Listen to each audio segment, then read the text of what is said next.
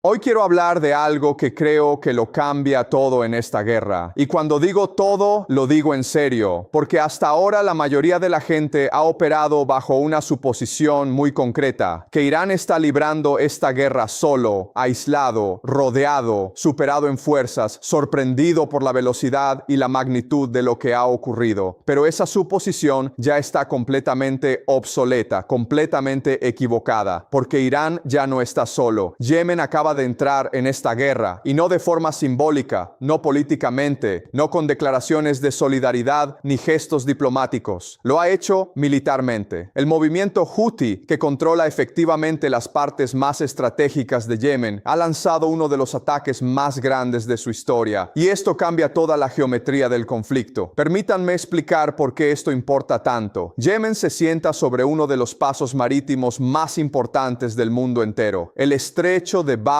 el-Mandeb. Ese angosto pasaje entre la península arábiga y el Cuerno de África, por el que fluye cada día una porción enorme del comercio mundial. Petroleros cargando crudo, portacontenedores con mercancías manufacturadas, graneleros con alimentos y materias primas. Y lo que los Houthis están demostrando ahora es muy sencillo. Pueden amenazar con cerrarlo, no necesariamente bloquearlo para siempre, pero sí perturbarlo lo suficiente como para que las tarifas de seguro se disparen, las navieras busquen rutas alternativas y las cadenas de suministro globales comiencen a resquebrajarse. Y si eso ocurre, si ese punto de estrangulamiento se ve seriamente perturbado al mismo tiempo que el estrecho de Hormuz está amenazado por Irán, entonces esta guerra cambia por completo, no gradualmente, sino de golpe. Este es el momento en que la estructura de la guerra da un giro. Y una vez que se comprende lo que realmente significa la entrada de Yemen, no emocionalmente sino estructuralmente, se empieza a ver algo mucho más peligroso tomando forma. Esto ya no es simplemente un conflicto regional, es el comienzo de un sistema de presión en múltiples frentes que podría redefinir el resultado entero de esta guerra. Así que permítanme darles contexto sobre Yemen, porque la mayoría de la gente en Occidente, la mayoría de los estadounidenses, miran a Yemen y piensan en un país pequeño, pobre, destrozado, lleva años siendo bombardeado, está devastado, sufre una de las peores crisis humanitarias del mundo. ¿Qué puede hacerle al ejército más poderoso del planeta? Y precisamente ese tipo de razonamiento es el que ha metido a América en esta trampa desde el principio. Déjenme contarles lo que Yemen realmente hizo. Durante 7 años, Arabia Saudita libró una guerra genocida contra Yemen, y no fue Arabia Saudita sola. Todo el peso del apoyo occidental estaba detrás de esa guerra. América patrullaba el Mar Rojo. América proporcionaba inteligencia, asistencia para designar objetivos y repostaje en el aire para los aviones de guerra saudíes. América ayudaba a crear un bloqueo de alimentos y medicamentos alrededor de Yemen. Existen informes creíbles de militares estadounidenses que dicen haber detenido pequeñas embarcaciones que intentaban llevar medicamentos a Yemen, encontraron los medicamentos en esos botes y los arrojaron al mar. Piensen en eso un momento. Tomaron medicamentos destinados a personas enfermas y moribundas y los lanzaron al océano. Ese era el nivel de estrangulamiento al que se enfrentaba Yemen. Y con todo eso, con la riqueza petrolera ilimitada de Arabia Saudita, con el apoyo militar occidental, con 7 años de bombardeos incesantes que destruyeron hospitales, escuelas, mercados e instalaciones de tratamiento de agua, Yemen no cayó, Yemen no se rindió.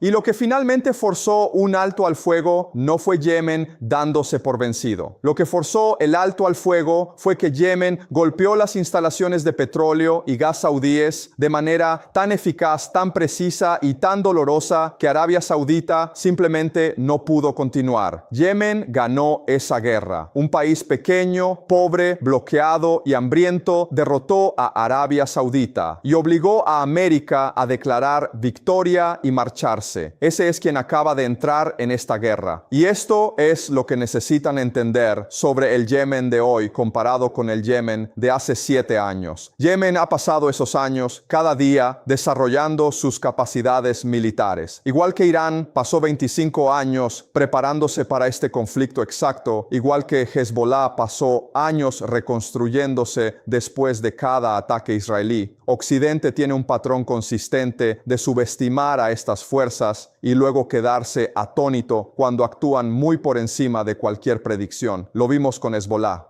Todos decían que Hezbollah estaba acabado, que estaba degradado, que ya no era una fuerza mayor. Y ahora Hezbollah golpea con más fuerza que antes. Lo vimos con Irán. Se suponía que la guerra terminaría en 1 o 2 días. Luego dijeron que en unos pocos días destruirían las capacidades de misiles y drones de Irán. Y ahora, después de un mes completo de ataques sostenidos, las capacidades de misiles y drones de Irán están aumentando en efectividad, no disminuyendo. La misma subestimación está ocurriendo con Yemen ahora mismo y producirá el mismo resultado. Pensemos entonces en lo que Yemen puede hacer realmente. Quiero ser muy específico aquí porque el panorama estratégico es crucial. Yemen controla el acceso al Mar Rojo. El Mar Rojo es una de las rutas comerciales más importantes del mundo entero. Aproximadamente entre el 12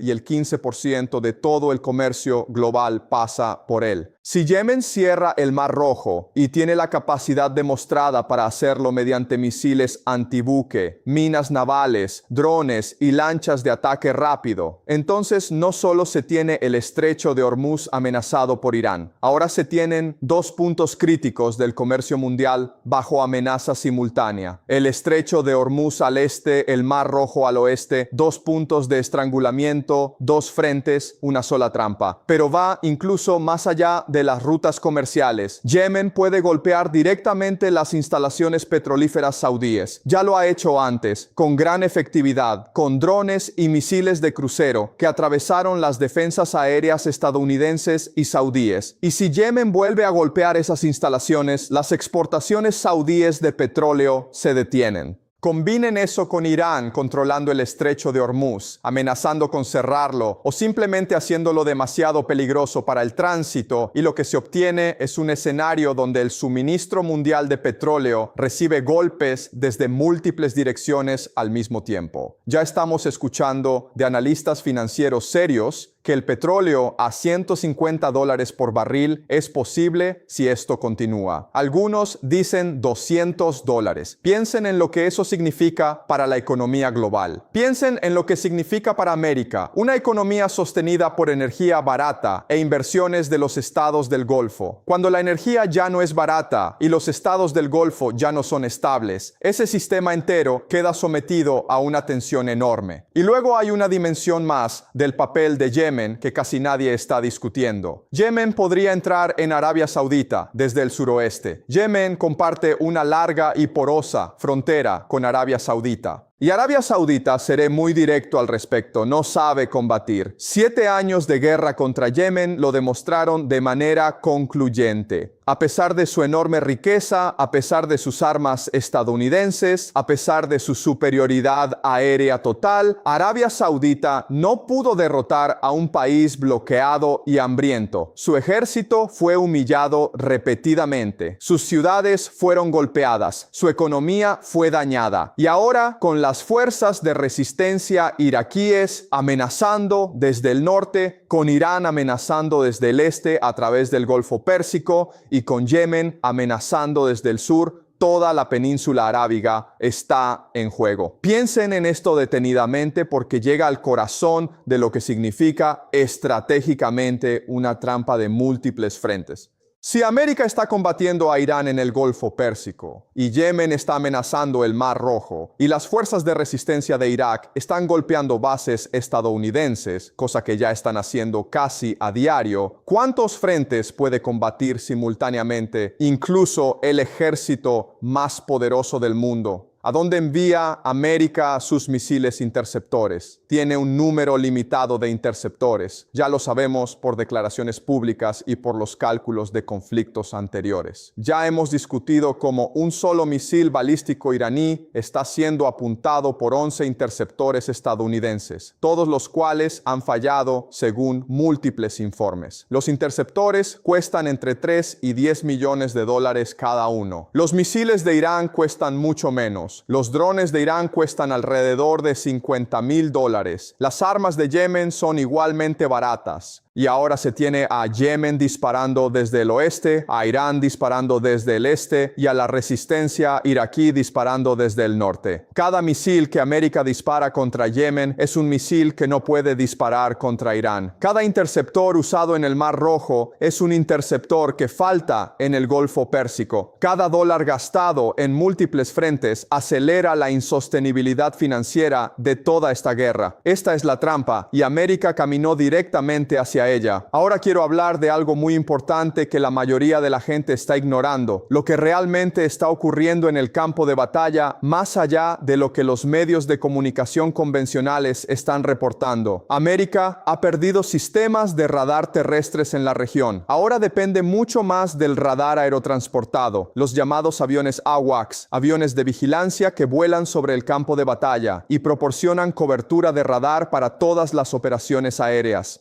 Y uno de estos aviones, un E-3 Sentry AWACS, fue destruido en una base estadounidense en Arabia Saudita, según múltiples informes de inteligencia de fuentes abiertas. Son aviones extraordinariamente caros. América no tiene muchos. Son indispensables para coordinar las operaciones aéreas, rastrear aeronaves enemigas y gestionar el espacio de batalla, y uno ya no existe. Además, varios aviones cisterna, los KC-135 que reabastecen de combustible a los cazas estadounidenses en el aire, han sido destruidos o dañados. ¿Por qué importa esto? Porque los aviones estadounidenses mantienen una distancia segura de las defensas aéreas iraníes. No pueden realizar campañas de bombardeo sostenidas sin repostar en el aire. Perder aviones cisterna significa perder la capacidad de sostener campañas aéreas a distancia. Estas no son pequeñas pérdidas tácticas, son pérdidas estratégicas que reducen la capacidad operativa estadounidense de maneras que no pueden reemplazarse rápidamente. Y aquí está el problema más profundo. El complejo militar industrial de América está diseñado para producir sistemas de armas muy caros lentamente a lo largo de muchos años. No está diseñado para reemplazar rápidamente las pérdidas en una guerra real. El F-35 tardó 26 años en desarrollarse. No se pueden reemplazar F-35s rápidamente. El portaaviones Gerald Ford costó $13,000 millones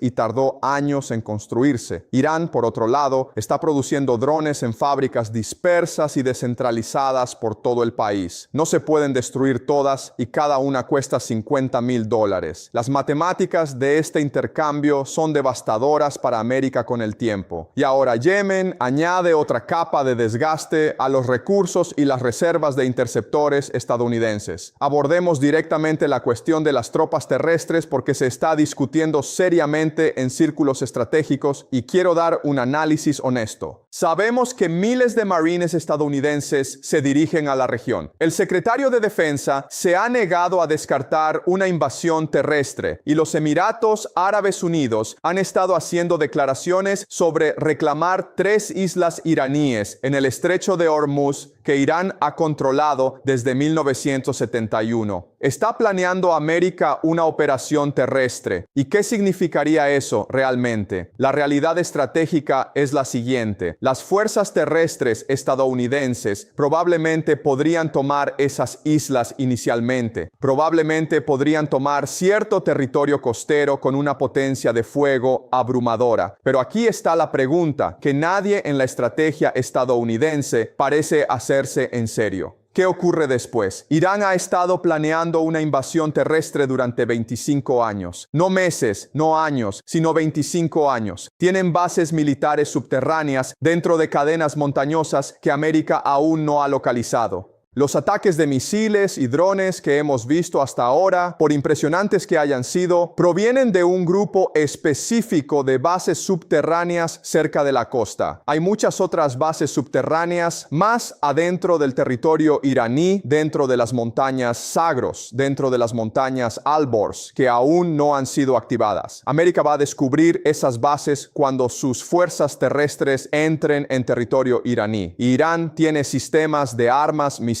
sistemas de defensa de corto alcance, armas antiblindaje y otras capacidades diseñadas específicamente para ese escenario exacto. Esto no es improvisado, ha sido planificado durante una generación. Consideren también la geografía. Irán es 4 veces el tamaño de Irak. Es montañoso. Las montañas Zagros al oeste forman un muro defensivo natural. Las montañas Alborz al norte protegen Teherán, terreno difícil en todas partes.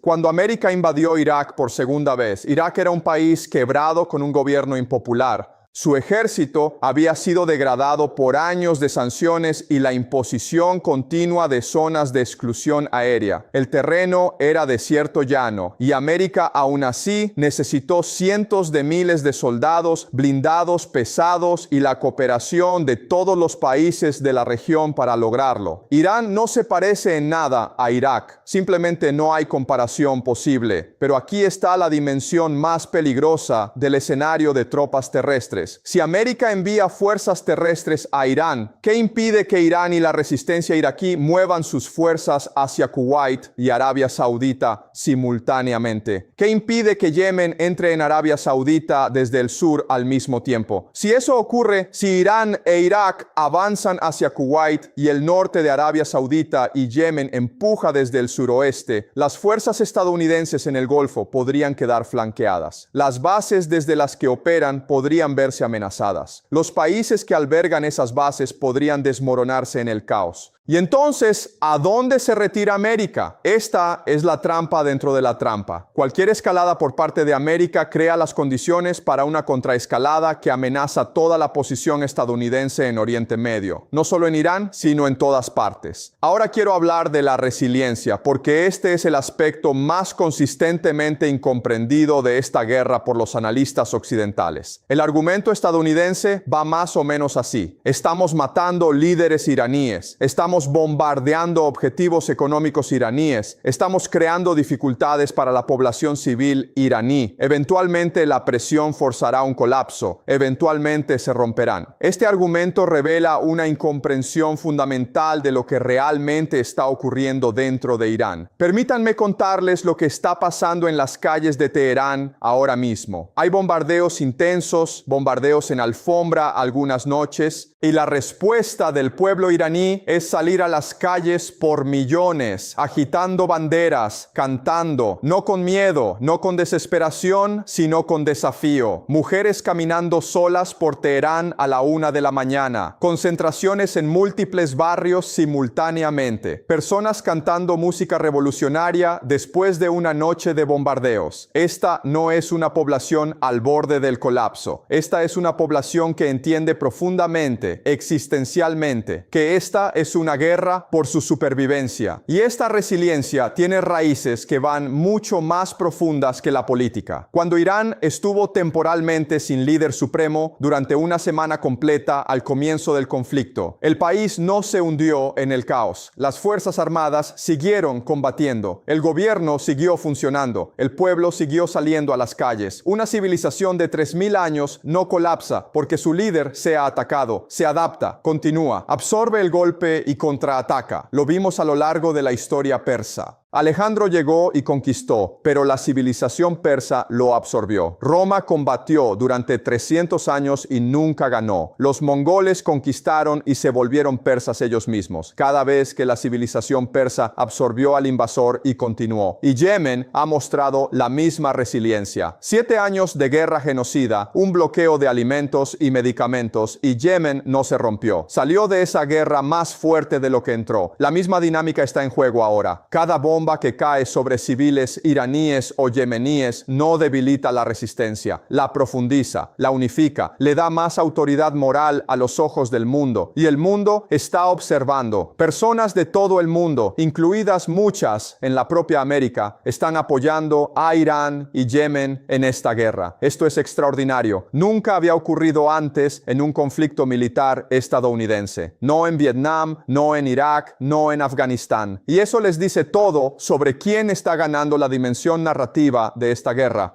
Permítanme ahora conectar todo esto con el desenlace económico, porque aquí es donde creo que la guerra se decidirá en última instancia. Los iraníes entienden algo muy claramente, y los yemeníes también lo entienden. El tiempo no está del lado de América. Cada minuto que esta guerra continúa, la escasez de energía, de petroquímicos, de fertilizantes, crece. No crece de forma lineal, se compone. Y hay un retraso incorporado en la cadena de suministro global. Los barcos tardan semanas en llegar a sus destinos. Las materias primas tardan más semanas en llegar a los mercados, lo que significa que el dolor económico total de lo que se está creando ahora mismo aún no se ha sentido. Pero viene, y cuando llegue, llegará rápido y fuerte. Piensen en lo que significa el petróleo a $200 para los estadounidenses de a pie. Piensen en lo que significa la escasez de fertilizantes para los precios de los alimentos a nivel mundial. Piensen en lo que significa la escasez de gas natural licuado para Europa entrando en invierno. Piensen en lo que todo esto le hace a la posición política de cualquier presidente estadounidense. Un líder que lo ha apostado todo al rendimiento económico, cuyo marcador político es el mercado de valores y la confianza del consumidor. En el momento en que ese marcador cae profundamente en números rojos por culpa de una guerra impopular que la mayoría de los estadounidenses rechazan,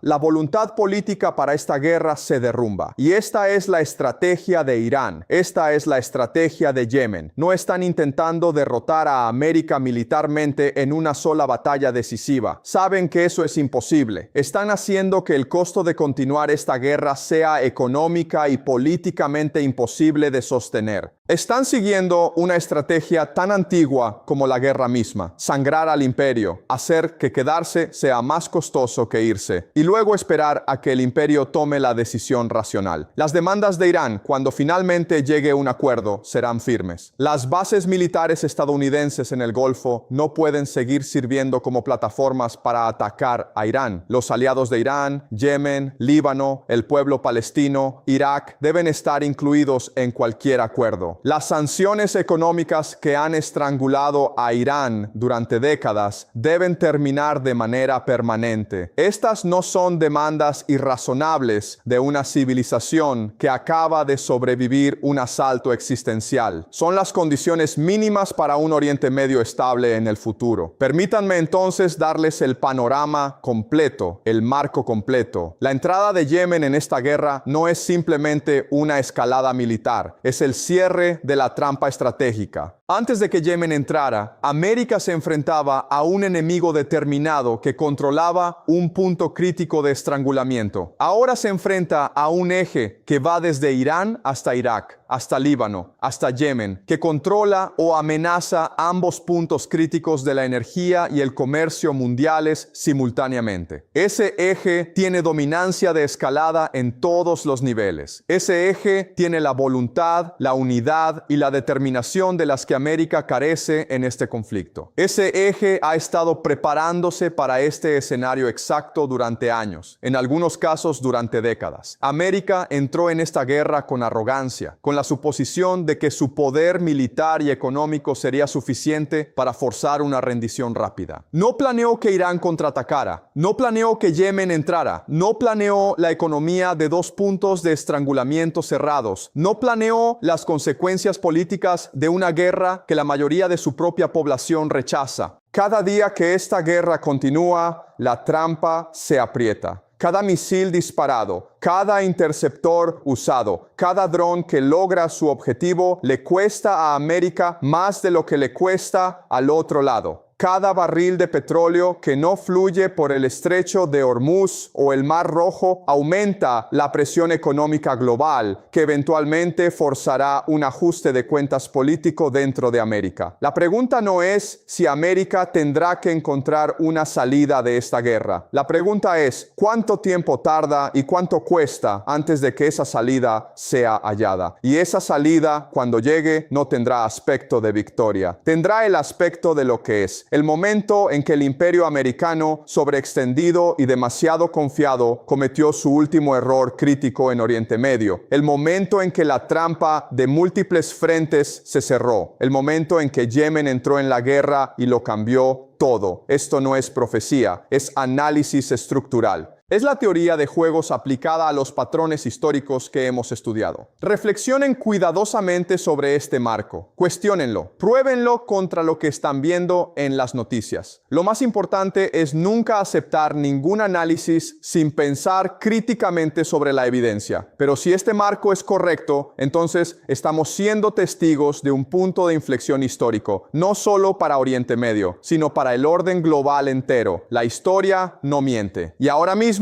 la historia se mueve muy rápido.